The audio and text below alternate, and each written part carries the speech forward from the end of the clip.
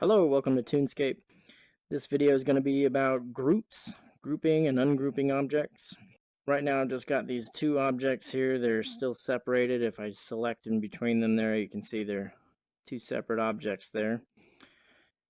If you'll note, these ID numbers on the side can help identify for you specific objects. If you've got multiple, say, glowing spheres, you can distinguish between them not only by the cube taking their form when you select here in the list,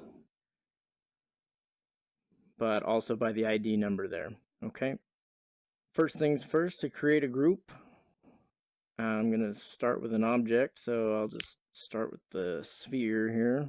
So I'm going to choose move, which brings it back under my control. Now, in order to connect it with this column here, I'm just going to hold down the left trigger so that the icon there on the prompt turns into the 3 green dots. And then I'm going to place with the A button, which brings up a list of anything else that is intersecting. From that, I can choose the objects that I would like to group with. In this case, it's just the bar. I click that, and voila. Now if I choose it, it's in a group.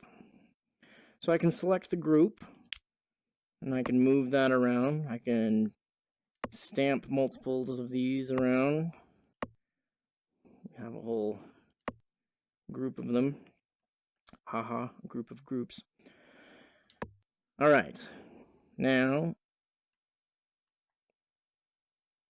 let's say I wanted to change the color of the column here. So I'll select my group. I can click this little button over here that will show or hide the objects that are in the group. Now you'll notice here this glowing sphere has a different ID number than the earlier one that I showed you. If I choose the bar and go to its properties with Y, I should mention here that when you select a sub-object in a group, you also have the options of removing it from the group while leaving it in its place with A, or you can remove the object and have it under your control for doing whatever with using the B button. Or you can also delete the object from the group using X. In this case, I'm going to properties with Y, and I'm going to change this now to a green. Let's do a darker green there. Cool. I hit B to back out of that, and I'm still inside the group. I could also change the group color, and this will multiply across the entire group. So as you can see here, by taking all the red and blue out of the object, all that's left are the greens. But if I were to leave the red and blue up and drop the green, you can get some pretty interesting color combinations by changing group color in coordination with your sub-objects there. All right, now let's say I wanted to pick this guy over here to move my cursor forward and away from me. I use the bumper buttons, also known as the shoulder buttons. So I'm going to choose this group over here. And if I wanted to ungroup the entire group, I could click on that, and you see the X option there is to ungroup. If I hold the left trigger at this point, I can also delete the group entirely. In this case, I'm going to leave it still, and a way to do that is to enter the properties and close it, and that way no changes have been made.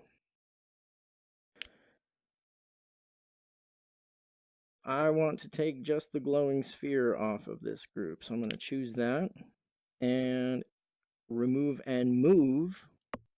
We'll put it back under my control. This icon that's left behind, this is the group icon.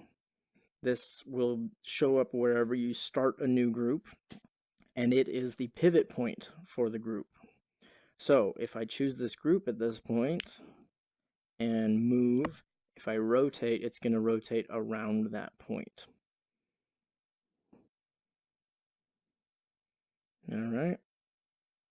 Let's group it back together with this guy. And all I have to do for that is hold the left trigger and choose that glowing sphere. And now the glowing sphere is part of the group again. But the group will retain its pivot point where it was.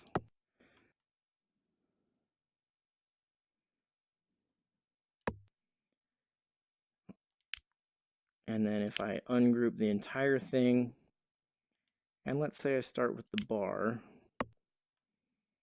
If I start with the bar and create a group that way, the pivot for the group is going to be where the bar is.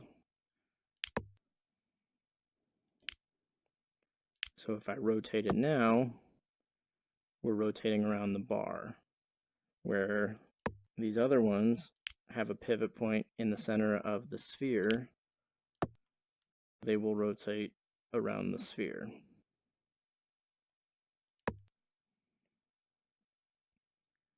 Cool. Next video in the series will be about loading up music. Stay tuned for that one, or see the other videos in the series if you need some more tips and tricks or just need to know how to do something. All right, we'll see you in the next one.